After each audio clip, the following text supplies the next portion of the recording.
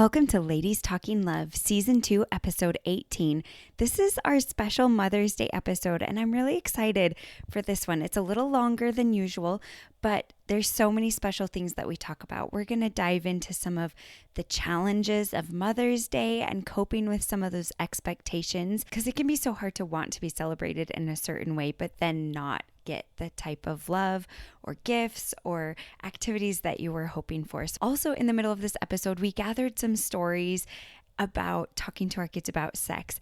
And we also gathered comments from children answering 4 questions about love and how babies were made. And then at the end of this episode, we talk about some of the challenges of motherhood, some of the most rewarding things to us about motherhood, and some tips that we wanted to give mothers. I got to have my friends Brett and Corey on to help me with this episode. And as is true with almost any busy mom with little kids at home, there may be some background noise every once in a while, but just know that we see you. Trying to do anything can be really challenging with kids around, but I was so grateful that Brett and Corey came on. So I hope this episode is a good celebration for you. Even if Mother's Day has been hard in the past, I wanted to lean a little more into the fun as well as the challenging, and that I hope that this episode will be real, but also a good way for you to start off this Mother's Day weekend and hopefully feel seen and understood, and know that you're not alone in this really hard, beautiful, happy, heavy, all the feelings that come with being a mom.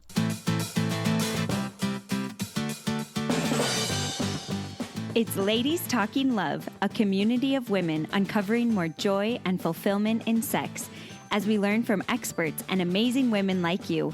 Together, let's create a world where women's sexuality is celebrated and understood, beginning with our own. I'm your host, Ariel Finlinson. Let's talk love.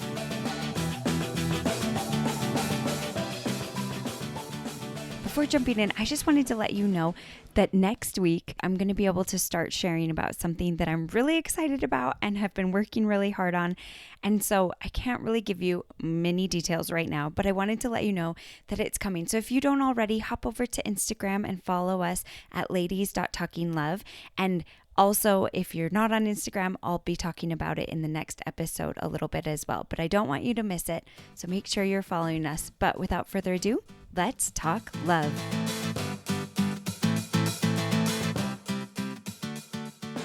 I'm so grateful to have Brett and Corey joining me to be able to do a special Mother's Day episode. I hope that this will be an episode to just bring some laughter and fun, but also kind of acknowledge the reality and challenges that can come with motherhood. And that's where I want to start. I want to acknowledge that Mother's Day can be a really challenging day for a lot of people. And so I wanted to ask Corey and Brett, what are some of their thoughts and feelings about Mother's Day? Mine's been hard because my mom passed away 5 years ago. And so navigating the last 5 years of trying to have, so my kids have gone older and trying to have Mother's Day turn to me instead of my mom, and accept that love from them in their little ways. And still trying to remember my own mom. It's bittersweet moments every Mother's Day. And my husband came from a family that his mom just didn't want any attention. So then it's also been hard trying to get, try to get him on board with how I feel loved on Mother's Day too. And just have that just new dynamics of a new family, right? Starting new celebrations and new traditions. Oh, Brett, that would be so hard not to have your mom, especially because it sounds like you guys probably had a really close relationship, and that is so hard when we want to celebrate our moms, but we don't have them anymore. Or for some of us, I know some people that they don't have a good relationship with their mom. So I know this day can bring up some really hard feelings, and thank you so much for sharing some of the hard that you have with Mother's Day. That would be so hard not having your mom. I'm so sorry. I think for me, Mother's Day has always been pretty sweet. I know for some friends of mine, it feels like, where's my Mother's Day? This is my mom and my mother-in-law's day, right? Where's mine? So I know that can feel tricky. For me, it's been more kind of like what you were saying with your husband, Brett, that it's just communicating and trying to own my needs and say actually what I really, really want is X, Y, or Z, and just like Yes. say it instead of being like, I hope they get me something sweet. And then it's like nothing. This is not And- happening. Yeah. Oh, I've totally gone Right. through those years where you're like, oh, this would be nice if this happened, then nothing happens. Then you kind of fume the next day, like, really? Why? Oh That my was gosh. my So one yes, day this year. totally. So it's more for me about just expectations as it is with every holiday, just that like, Yeah. okay, if I'm not willing to ask for it, then I just need to not want it. Or, Yeah. you know, so, and then that makes me be honest with myself of like, well, then if I can't not want it, then I'm going to ask for it. So whether it's like getting my car detailed or the alone time or whatever it is that I want or need, like, I just need to be like, I can ask for that. It's a small ask. Totally. And compared to all of the things. Yes. Can I tell you the thing I've come for myself? That's my one Mother's Day thing. Totally. I started this a few years ago, but I wanted photos with my daughter and myself because so often I'm taking pictures of them during the day and I'm not in them. And I was just looking since my mom passed away, looking at photos and like, she's not in them. It's of us. So I really wanted to capture myself as a mother with my children and see that like year after year progress as they get bigger. So I have my husband become the photographer, which he usually doesn't do. So we get dressed up, we go out somewhere where it's pretty and we just do a bunch of poses together, like me and my daughters, like individually with each of them and then all together and just do fun, silly shoots. And it's like, it's so fun because usually Mother's Day is nice weather. We can get outside. And if it's not, we do inside, but that's been one of my favorite ones I've created for myself. That's like my Mother's Day tradition. If nothing else happens, I at least get that photo shoot done. Get your pictures. So I think that's so beautiful, especially because I've been through years of Mother's Day where I was just waiting like, okay, this is what should happen, but I never voiced it to my husband. What are they going to do? Kyle's family celebrated it differently with his mom. And so I was like, everyone should do it this way because my family did. So I just had these expectations of like, you should make dinner and you should like do whatever it is.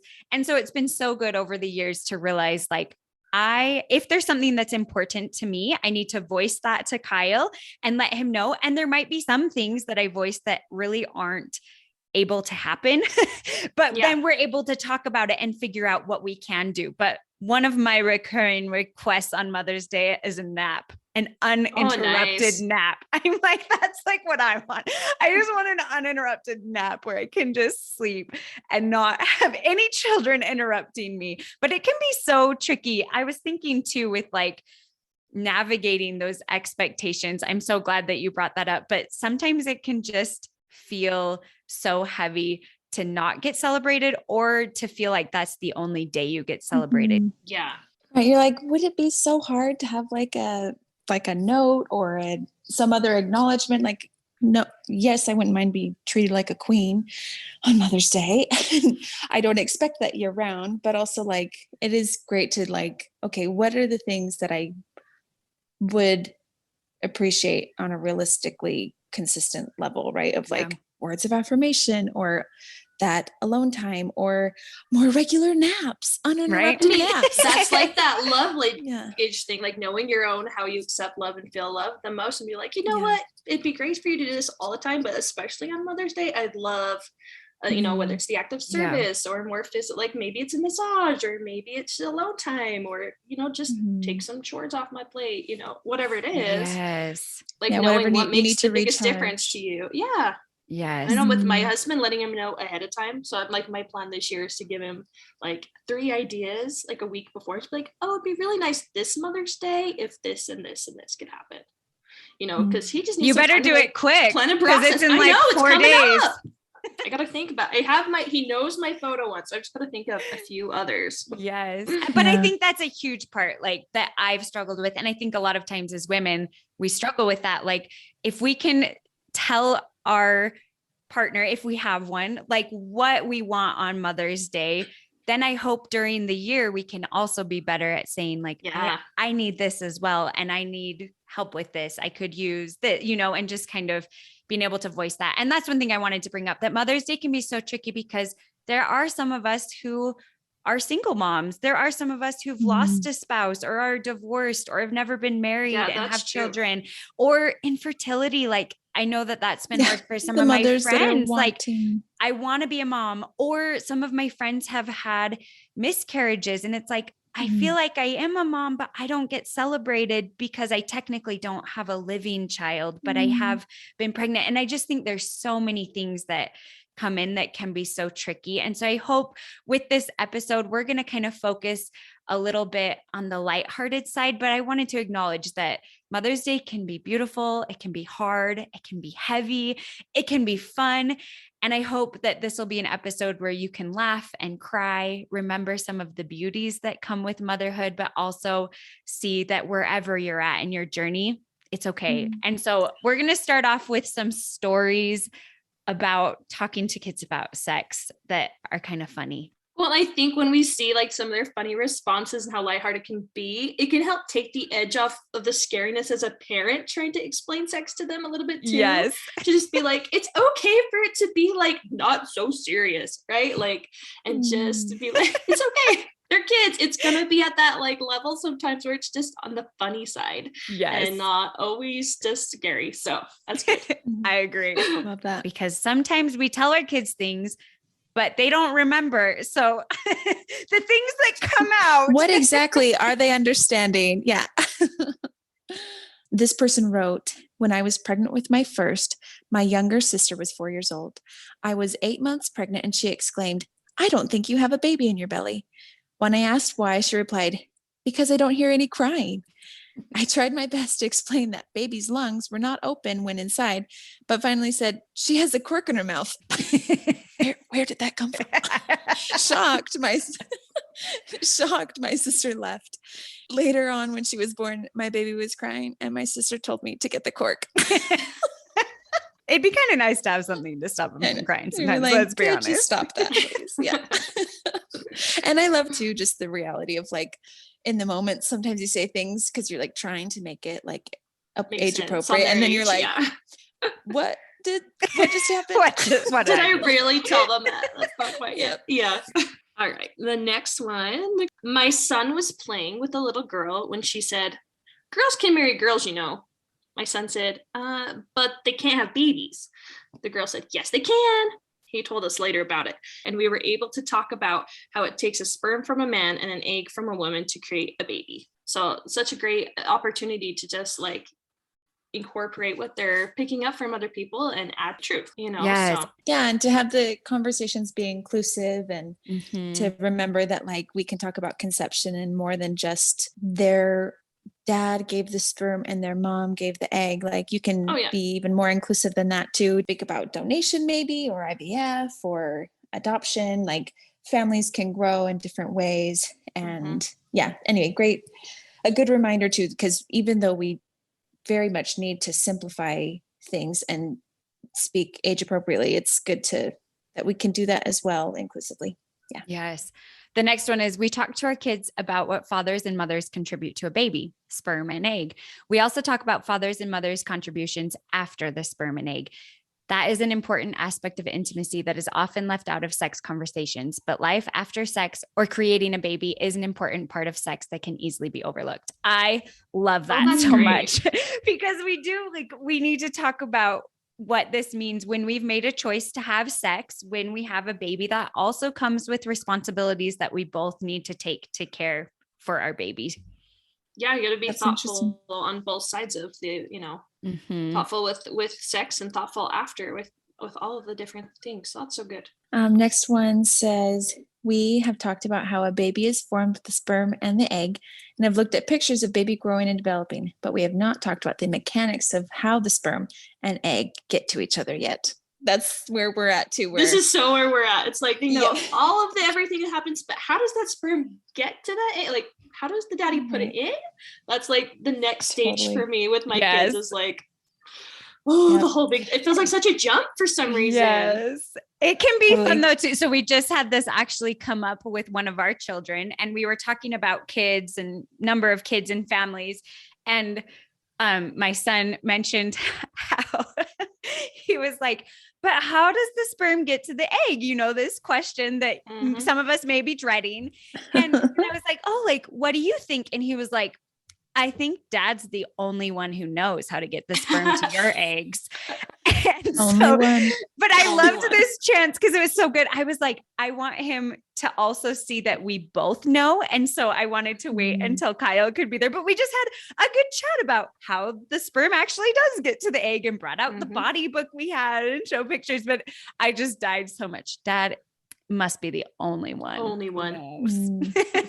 Which, and I love that that was like the key question of like, well, what do you think? Oh man, I need to remember to use that one more. Just because so then you good, kind of can guide where they know 100%. and like what do they remember and what are they really asking? And so good.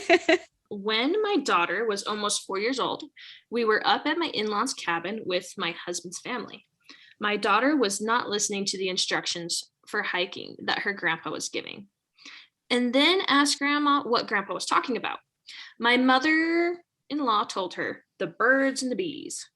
She surprised us and said she already knew about that. And she explained, the birds poke your eyes and the bees sting you.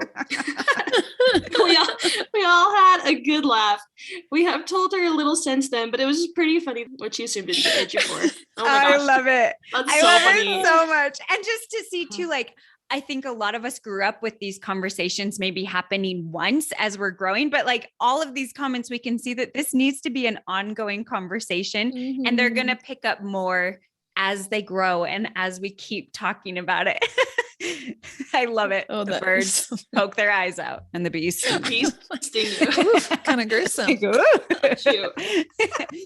All right. Too funny. Now that we have a baby boy, I've given my girls simple answers like explaining body parts and breastfeeding, since that's what they have seen me do. I love those opportunities when a new baby comes into the family, or maybe someone we know has a new baby, just to like talk about breastfeeding and what having babies is like and the different anatomy that boys and girls have. That's such a great chance. The next one, my sister kept asking how the baby comes out. And after pestering my mom 20 times, my mom told her, you poop the baby out.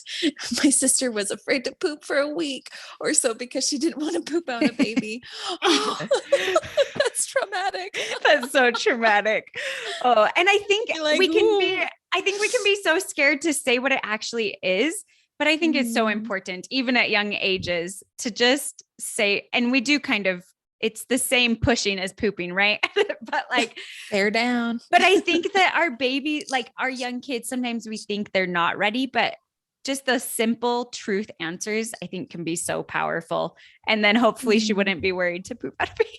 Well, yeah, you don't want to make them more scared about something that's not even accurate. Like, The son, age 4, has both hands down his pants and is chatting with me.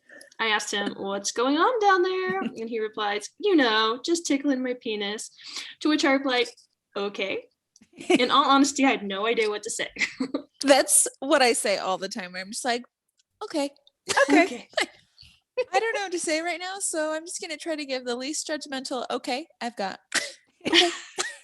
It's so awesome. True. And it can be so tricky. Well, and I think sometimes the answer is literally it's okay. Like, I think that's the most appropriate answer is just like, okay. Because there's really not in that situation. I think there's like not much more to say. Yeah. I mean, depending on where they were or something. And especially a 4-year-old. We actually have a whole episode coming soon all about self-touching kids and masturbation and the fears we can have as parents. I'm excited to listen. But great. For young kids, when we see our child self-touching, we automatically are thinking like, oh no, something sexual is happening, but kids are just exploring, and it like, okay, can be such a great answer, I think, as we're going on. For sure. All right. So good job, Mom. Yes. This next one, my 5-year-old listening to how babies were made, he says, that's gross, and takes a bite of his sandwich. Move on with life. Yep. Next one is, one of my boys asked about the vagina and mispronounced it as the china. Oh, I love it.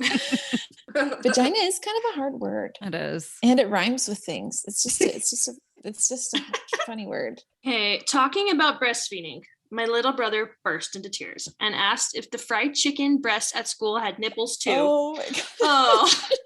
Okay, here's a 3-year-old. He says he has a penis and a vulva. He's convinced his little fat pad is a vulva like sissies. Oh. Okay, next one. Tonight in the tub, I could see my daughter investigating her vulva and vaginal area. She seemed inquisitive how I react. I asked her, "What are you finding down there?" She said, "There's a really big hole." I told her that that was her vagina and proceeded to have a short conversation with her and my son in the tub about the uterus, periods, babies, and puberty. It was short, and their attention quickly moved off to start playing again. My favorite moment of this talk was when my son said, "But sperm don't have eyes." How will they find the egg? How will they? If they don't have Honestly, eyes. It's a good I don't question. even remember. Do you remember? You know, Yeah, I don't something know. that I don't know. I was thinking about Maybe that that's too. the I was mystery like, of life. I don't Do know they what that smell is. it? No. Right. They have We need to noses. do our homework. Yeah, That we is some do. homework Okay, for us. For How real though. do they find it? Okay.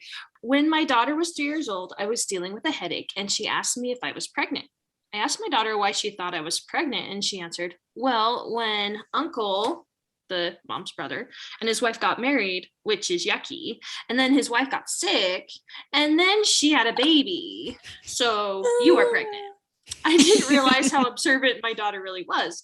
She thought because I had a headache, I was pregnant. I was not pregnant, but pretty smart. Wow. That is 3-year-old is sharp. I love it. Yeah, seriously. I love it. And I love how I think a lot of these conversations we miss because opportunities for talking about healthy sexuality and pregnancy and breastfeeding like can come up so naturally so often. And I love these examples because it just shows how it can just happen and like in everyday life and have the chance for a conversation. For this next part, you're going to get to hear some answers to 4 questions from kids. I love getting to hear their innocence and their sweetness and just the simplicity of the answers that sometimes makes me feel like they understand these concepts way better than I do. And I hope that you enjoy all of these fun little answers. One mom also said that as she asked her kids these questions, she was able to get a sense for their love language. And I just loved that so much. And as I was reading some of the answers, especially to the first 2 questions, I felt like I was getting a little peek into what some of these children's love language could be. So if you haven't asked your kids the questions, feel free to do it now. It can spark some great conversations about sex and love and maybe help you figure out their love language as well. The first question is, what is love?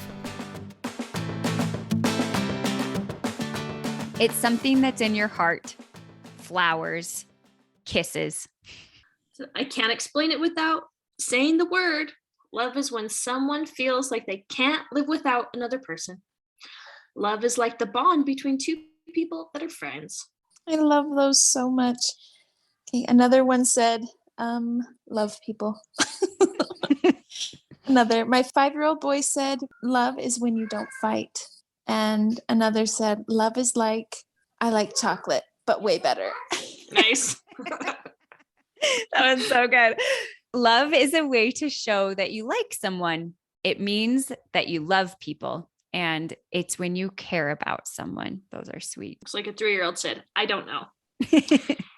Very honest. It's where you share kindness and it builds up to love. And it's sharing. And it's when you love someone. Love is someone or something that you really like. It means to like something a lot. It's like sometimes when you love someone, it's like you have a crush on them. Someone that you love is something that you really like. It's the antonym of despise or hate. Ooh, what? Smart. I like that bookish answer. That's good. I love it. Here's some of the next ones. Love is serving someone. Love is sharing. A 5-year-old said, it means you love me. Another one, a hug and making sandwiches for grandma and grandpa. Love is about kisses and hugs and playing with each other and helping others who feel sad. Well, that's so sweet. Love is kindness and not do bad stuff. It's where you want to marry someone or you love the way they're dressed. Nice. Then you go on to say, also, I know what it is, but it's kind of hard to explain. Great. From a 3-year-old, love is giving people hugs. From a 5-year-old, when you give a paper to someone that says, in quotes, I love you.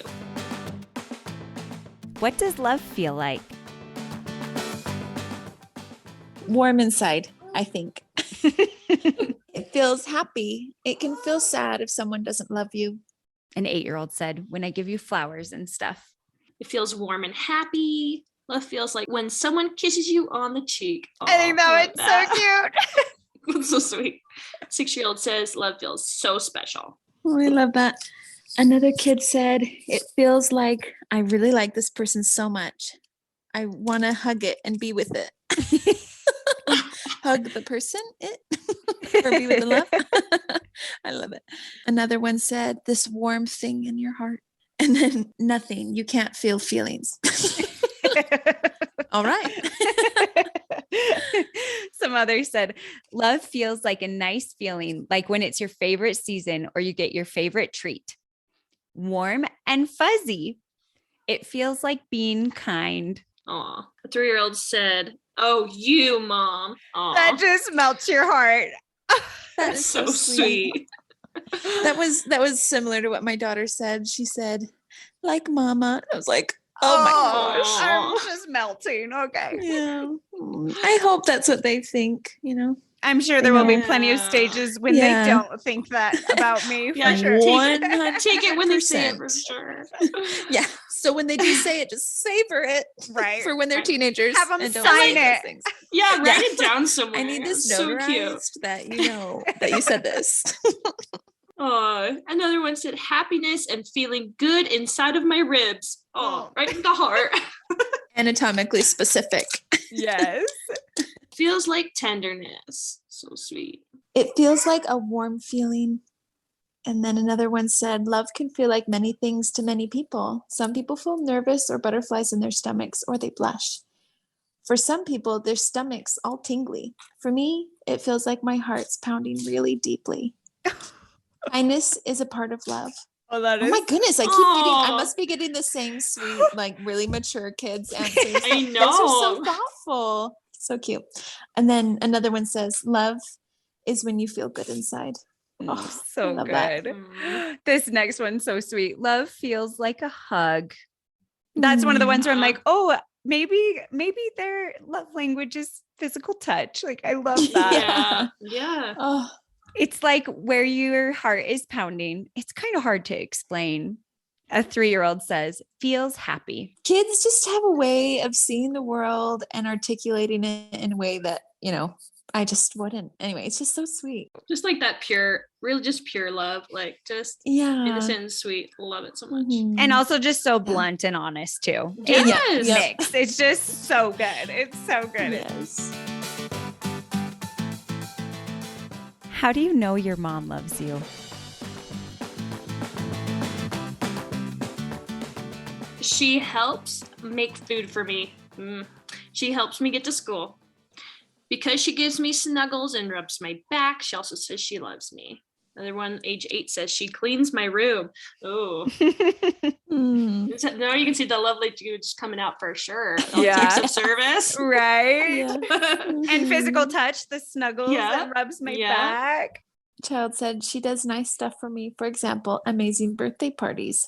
Oh, if every kid could acknowledge their parent during a birthday party. Oh my goodness. They're so stressful. And I'm like, I did all of this and now you're throwing a fit at me. Yeah, and now you're having a tantrum. Oh, man. Okay. Oh my goodness. Another child said, because she's my darling. That's About their adorable. mom. That's so cute. Another one said, she kisses me on the cheek and says she loves me. Oh, I love it. A 6-year-old said, because she loves me so much. And that's why I bring her flowers. Aww. Because she always likes to kiss me and hug me and stuff like that and cuddle with me. There's another physical touch, I think. Yeah. Another one says she takes care of us. She takes us to baseball. She takes us to school. Another one just said, because I'm her son. Oh, that is so just Unconditional. Yeah, just Yeah. like Love. because I exist, my mother Yes. loves me. So sweet. I try to remind my kids of that too. Like sometimes when it comes up, I'll be like, I love you because you're my child. And I always will, no matter what you do. But like, I love that you do this and I love that you do this, but I love you because It's like I tried that. you're like, my child. Yes, like I love this about you, but I Mhm. just love you how you are. Mm. Okay, the next one says, "Cause of Jesus." So sweet. The source of love. Yeah, oh, I love that. A 3-year-old said, "She says I love you." Yes, I hope that they can hear our voice, right? That they can, or in their minds, right? That they can know that. Love that. because she's nice to me. She lets me have food, gives me treats, and she plays with me. She kisses my ouchies, and she brings me places with her. Oh, I love it. Love I it. love it so much. Another child said, makes breakfast for me, cleans the house, and says goodnight to me. Oh, I love that that child notices how much Yes, work goes into recognizes. parenthood. Another one said, she hugs you, kisses you. You feel her love when you feel her warmth. Oh, that is so Aw. sweet. Sometimes when your mom looks into your eyes, it warms you up and strengthens you. That's Oh my adorable. goodness. That's so cute. Next one says, she spends time with me and gives me hugs. She helps me. She snuggles me. Because she always tells me, and I always tell her, I love you. And she tells me it back. It's so sweet. A 3-year-old said, she gives me hugs and kisses. And these last two are my kids, because mom gives me kisses, lots of kisses. Aw. I do kind of do aggressive kisses all over them. Yes, it's true. That was my 3-year-old, and my 5-year-old said, because she likes to snuggle with me and plays with me and snuggles again. Aw. Which I Lots of is love it. snuggles. also I my love jam. it. Where do babies come from? So it'll be fun. In heaven, and a sperm and an egg. They get here from there, pointing up to heaven. They get pushed out. Another one said, a sperm and an egg, a boy and a girl. An 8-year-old said, vaginas. Comes from when a man and a woman have sex. All right, 4-year-old says, mama's tummies. How do they come out? From your vulva? This one just says, their mom. Yep. Oh, another kid said, from Jesus. Love it. And a 6-year-old said, your vagina. Heaven. Another one, people's tummies. Oh, there's lots of tummies. Daddy helps, but I don't know what that looks like because I haven't seen it. That was so cute. That is so funny. Daddy helps. But I don't know how. Yes, he does. This one said, God, mothers. You want me to say the whole process? And he says, okay, fine. So he goes on to tell you. In your tummy, first there's an egg, and then there's some sperms race to the egg, and whoever gets there inside first, and then the baby starts to grow inside. And sometimes two can come inside at once, and then there are twins. And then it goes into the spot where the baby starts to get formed in the woman. What's that called again? He says, and then the baby starts growing until the parents go to the hospital and the baby comes out. Wow. I love that. Knows I love so it. much. I love Want me it. to Adorable. say the whole process? Okay, I fine. know. Very thorough. Good job, 5-year-old. Good job, parents. I do think that my favorite part is that sperms was sperms. Yep, not sperm. yep. Plural sperms. Sperms. The sperms race. Race to the egg, and whoever gets inside first. I love I it. love. Oh, cute. That This is next sweet. one's pretty funny too. It depends what animal it is. What animal do you want specifically? Oh my gosh. First. Oh wow. I bet it's that one kid that was giving all those really mature answers earlier. I bet it's So that kid. smart. And then they go on and say, first they start out as souls. Then they Oh. choose their parents. Then when Jesus chooses that the time is right, then their parents become pregnant with him or her. Then he sends the soul to the mother's vagina. And once the baby gets old enough for the mom to be pregnant, he starts letting the baby grow. Wow. And then once it is given birth, the parents, when he gets old enough, the egg inside the mother's vagina cracks. Oh my gosh. Well, I think we started off good and then we went somewhere else. That is so dang cute. After giving birth 3 times, it does kind of feel like your vagina cracks, doesn't it? And then they go on and say, then the umbilical cord grows. Then after 9 months, give or take, the mother gives birth. The mother goes to the hospital or not, depends on how much money they have. Then the surgeon uses special scissors to cut the umbilical cord carefully. Then they carefully remove the eggshells, then throws the eggshells away. That's just about it. Oh, That is good. amazing. From the mouth of babes. Oh my gosh. So this next one says, from your tummy, from love. Aw. So true. Such an act of love, pregnancy. 5-year-old says, they come from their mom's tummy. I don't know how they get in there. And And then this one said moms, and moms come from heaven. So cute. Oh, that is so sweet. I love So that last sweet. one. It's so good. I just wanted to finish off before we close, just to ask Corey and Brett to talk a little bit about, because motherhood can be so hard. And it was so fun to capture these little moments from some of these sweet kids who answered these questions. But what have been some of the most challenging things for you in your motherhood? First, I have 3 girls, and I think the challenging thing for me is they're all such different personalities. And so trying to parent them specific to their own need and not try to just have a blanket parenting style for all 3 of them has been really challenging. Like my first is just like that easy child. Like she just wants to do everything.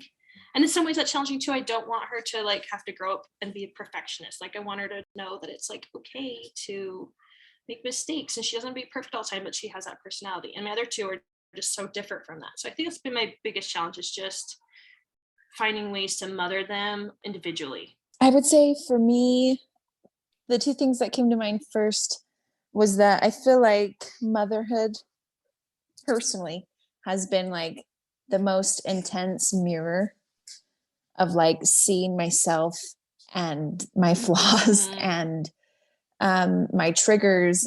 I've heard someone quote something, I can't remember exactly, but it's like marriage is a people growing machine. But I really feel like motherhood is a people growing machine, because you see yourself and realize like, wow, I actually have a lot of work to do on myself. Totally. While also not having time to do that work. Or energy. Just kidding. We got to make time. We got to make the time and have just prioritize our energy. Oh my gosh. Yeah, it's been, definitely just made me so aware of a lot of shadow work I need to do. Yeah. And just developing other things like patience and other things like that. And then I think the other thing most challenging for me in motherhood is just mental health, because of the nature of being a parent, how challenging it is to like teach a human to like do the little things from like, I don't know, teaching them how to breastfeed, teaching them how to potty train, teaching them how to ride a bike. You know, all of these things are so fun and sweet and fun, and we celebrate when they do it, while also it's challenging. And then adding the sleep deprivation and the lack of community supports and perfectionism. Anyway, it took a toll on my mental health. So that was hard for me, is hard for me, and something I need to continually work on to make sure is up to a semi-healthy level. So, and it's tricky to, like you were saying, we notice, and for me as well, it's like, I noticed my mental health was struggling, but like, where do I have time to get help and to like find that, to reach out? And it's been, I have started some medication, and it's been a huge, really great shift, but I wish I hadn't waited so long for me to start it. So true. I had this aha moment of, especially since like my mom is not here to mother me, that like I have to mother myself as good as I'm mothering my children. Like do you know what I mean? Like I am now responsible for that mothering of myself and nourishing myself. And it's like, if I was mothering me, what would I do? What would I encourage myself to do? It's like, and the same way I'm encouraging my children to like find their joys and find their passions and learn and grow and learn new things. Like I have to be doing that to myself. Taking time to process emotions. Yes. Make sure that they're sleeping well and eating well and getting good exercise and like, oh, that's, I really things, like that. To right? Mother yourself and make sure you're taking care of yourself. I think the thing that's been most challenging for me in motherhood is that it had almost been put up on this pedestal of like the greatest joy that I would ever have if I could become a mom, and that kids just bring this. And then for me, the monotony was so, it's just so monotonous and so draining that I wasn't finding joy. And so it was just really hard to admit that to myself or to people around me, and to acknowledge that that was okay. And a lot of what actually I've realized was, like Brett was saying, like I wasn't taking care of myself, because in that, the greatest joy, the most important thing that I'd kind of taken in as what motherhood should be for me, I wasn't taking care of myself and finding things that fill me up. Instead, I was putting everything into my kids and what I thought I should be doing, and it made it so I was really unhealthy and really unhappy and not a great mom because I was really unhealthy and really unhappy. And that's so hard when that's like the cultural expectation, right? That wasn't just like it happened to be that was your experience. Like the cultural expectation is like that women need to devote everything to their kids and be happy about it. And then it's almost a badge of honor to like be burnt out. It's like so strange. Or even when you tell people like I'm struggling and people are like, you're amazing. And you're like, no, I'm struggling. And they're like, you're super mom. You're like, no, helpful. like just listen. I'm struggling. I need help. But no, really, I'm just having like, a hard time. Stop putting me on a pedestal. I need some help sometimes. That's okay. Oh my gosh. Yes. And I can't do it all. And I need to be seen as a human, not just a mom. Yes. Too. Oh yeah. And motherhood is a big part of me. And I'm so grateful for that. But that's not all of me. I'm a person too, you know? Well, Dr. Julie Hanks that says like the motherhood is a relationship, not a role. That is like, is that how it goes? That was so right. Like paradigm shifting. Just to remember, like it's a relationship, not a role. Right. So good. And what have been some of the most rewarding things for you guys as mothers? I think exactly what Brett was talking about is that like when I focus on motherhood as the relationship and not the role and like the checklist and like, am I doing a good job and what can my kids do and all, you know, when I focus on the relationship, oh my gosh, seeing my sweet kids just blossom into their personalities. And there are some really just beautiful moments sprinkled throughout each day, of course, but just, I think seeing the relationship and I think being able to look forward to our relationships when they get older and into adulthood. Like I feel really thankful. I have a pretty good relationship with my mom and I hope that I can develop a friendship-like relationship in the future with them. And I recognize that, especially Brett, we've talked about your sweet mom that's passed. I share that very tenderly and humbly because I know that that's not guaranteed for any of us, you know, in the future. And so I love to be able to focus on the relationship has been really sweet for sure. I agree. That's like just seeing them like bloom into their own little person, right? It's so rewarding just to see like them being so kind and generous and thoughtful and just like these different values that I'm trying to like model for them, and then to see them pick it up and carry it and go even further in their own way and being like just every single day just seeing them and just being like, you are an amazing little person and I have a tiny little bit to do with that, right? Just so excited just to see the things that they accomplished during their lives and can be a part of in even just little ways at school right now is how they can be friends, but just I'm so excited to see them blooming into their own little people and the great things that they're going to accomplish someday. Makes me happy every day to think about that. It is so fun. Very rewarding. I love like looking at them and especially like my littlest one she's almost 2 and being like, you're a little human. Like, are you really like, how are you a little human? But she's just at that age. I just want to squish her up constantly. I'm like, you're just so squishy. Just want to squish you. I think for me, some of the most rewarding things are just those little moments that are sprinkled in with all the hard and to like the little smiles, the little grabbing of my hand, the hug, the moment we could laugh together. And that helps. Actually, Rachel from the 3 and 30 podcast, I listened to something from her one time and she talked about like this flecks of gold and how like these little moments can outweigh the bad. Like, even though they're flecks, they're not all the moments. I feel like there's more hard than those golden little flecks, but just to focus on those and to cherish those has been so fun to just look for those. Yeah, I think another thing most rewarding, I think, was just being able to see the world the way that my kids see it, with just whole new eyes and with so much wonder and just seeing how resilient they are and I just feel like the amazement and the wonder has been such a gift in becoming a mom. And I just don't ever want to take that for granted. Yeah. Yeah, it's so good. And it helps me like break out of my boring routine as an adult sometimes too. To be And like, sometimes my oh, cynical loops of yeah, thought. just like, oh my gosh, we'll go for a walk and it turns from a walk into like this amazing discovery of let's sit and watch the bugs, or did you see that cloud? Did you just stuff I just don't pay attention to in my adult mind anymore. And it just brings so Yeah. much joy. They like bring more mindfulness. Yeah, that presence. Yes. Yes. Oh, and I think, to work towards that type of mindfulness, I think is kind of goes with like what the struggles were for me in motherhood too, is that like I actually wasn't very aware of the concept of mindfulness before. And so I think I've kind of had to learn it because I'm like, I can't survive.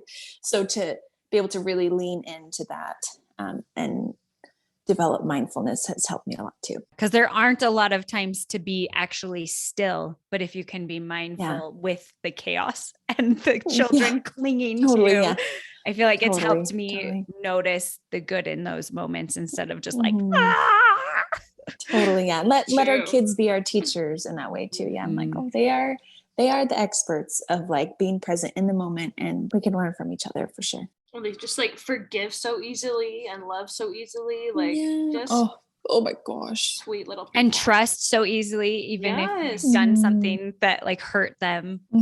Totally. And to see little moments when things I've been trying to help them with or teach them click, and then they can see it. It's like, yay, you're getting it, which is so good. As we kind of close up, I just want to hear, what is some of your advice for moms out there?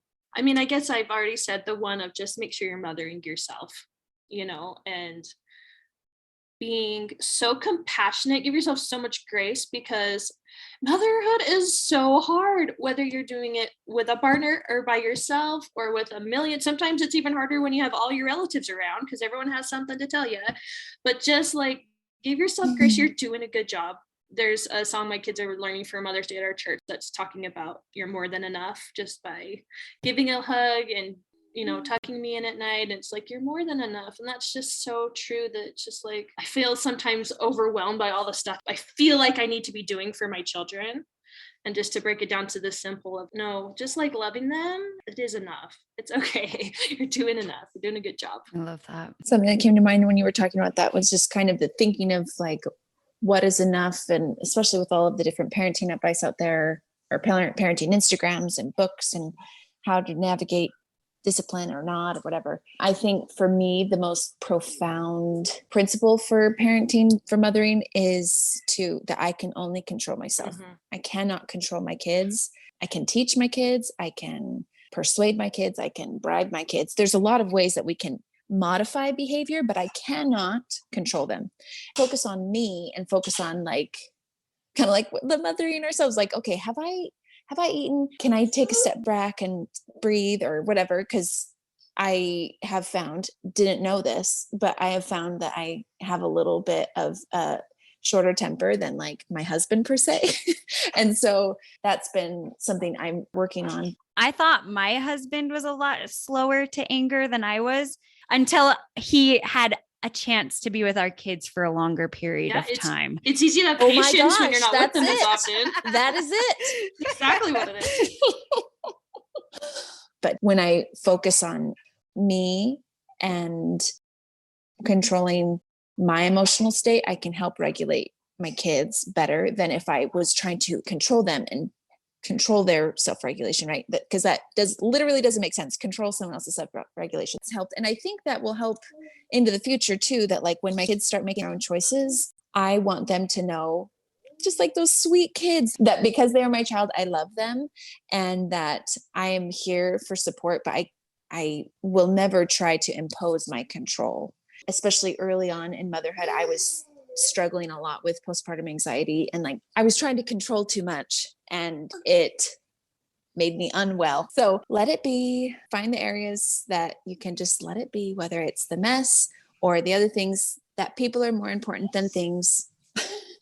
I think that's another big one that helps me throughout the day when there's a mess or a ripped page out of a book or whatever it is, just little things that would frustrate me. Just remember that like, no, it's more important that my kids feel loved. Yeah. No, I love that. Can I add something, Ariel, to my Yes, thing? of course. I just wanted to talk about, so when I was first baby, I was like one of those new moms that just like, I wanted to read every parenting book and every parenting blog and everything. And I just got so overwhelmed with outside voices that I forgot to trust myself and my own like maternal instincts. Yes. And it took me a while to like turn off those outside noises and just trust myself and just be like, no, this is like, find that intuition of like, this is what's right for me. This is what's right for my child. And just trust myself as a parent. Right. And then also try to give, as my children are getting older, like give them that same trust as they're making choices and as they're developing, to be like, you know what? Yeah, that's maybe not the choice I would make for you, but I trust you to make, those choices for yourself. That's what's best for you. That's beautiful.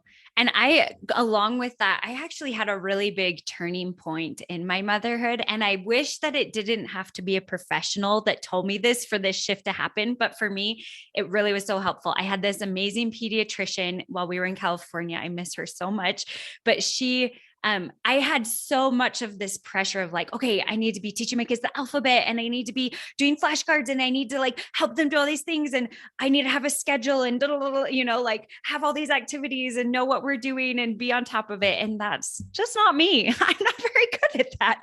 And I remember going in one time and she was asking about when my son would go to preschool. And I was like, well, we were kind of thinking of waiting, like I might do a little at home thing. And she was like, actually, new research is showing that if kids start school or preschool too early, it can actually like almost be detrimental because they just need that time to explore. And she just kind of mentioned like, it's so important to just have a safe place to explore. And I went home and I just felt like this huge burden was lifted off my shoulders because I was like, I can do that. I can create a safe place for my kids to explore. I can't do much else, but I can do that. And it was just this moment of making it really helped shift my motherhood to a place that was so much more rewarding because all that pressure was gone. And along with that shift, after talking to the pediatrician, I think the other thing that has helped me the most is to realize that motherhood is mine and that the way I choose to mother, the way I am as a mother can be different than anybody else. And it can still be good because there was so much pressure from the way I saw other people parenting or from other people telling me how I should parent that I just felt so much pressure to be a certain type of mother. And when I embraced that my motherhood can look different than someone else's, and I don't need to pressure them to do it my way and vice versa, they can do it differently. And that's great for them, but they don't need to judge or pressure me. It just opened up this whole view for me of being able to be the type of mother that I wanted to be. And for me, that's included some non-traditional things like going back to school and I'm doing this podcast, but it's been so freeing because like I mentioned in the first thing about the monotony, it's really helped me be a better mother because this is a way I'm taking care of myself. And I think as mothers, there's so much judgment out there and so much pressure to be this certain way. And like with everything, you're not breastfeeding. Why aren't you breastfeeding? You should be breastfeeding your baby. Like you're not doing that. You should, whatever it is, like you don't use this carrier. You don't homeschool, like all these things that we get pushback from. You work, why are you working? You should be home. You don't work, why are you not working? You should be at work. Totally. All every side of everything you get. Oh, it's like women can't win. Just like everything. Can't win. And I think as women, we just need to learn to embrace what motherhood looks like for us and also looking outward, embrace what it looks like for other people and help support each other. Whether you're a full-time stay-at-home mom, a full-time working mom, a part-time mom, a single mom, like whatever your situation is, I just think that has been so freeing as I've worked to not let what other people think of my mothering or the things I think of myself kind of impact that. It's been really good. And I've been a better mom because I've taken care of myself and done motherhood in a way that works for me. That's so good, Ariel. I love that so much. Oh, and I love what you said that about that too, because it is like, it's a decision to look at our lives that way and look at our mothering. So good. Thank you so much, Brett and Corey. This has been so awesome to have you on, and I've loved learning from you both. Yeah, it's been Thanks so for fun, having Ariel. us.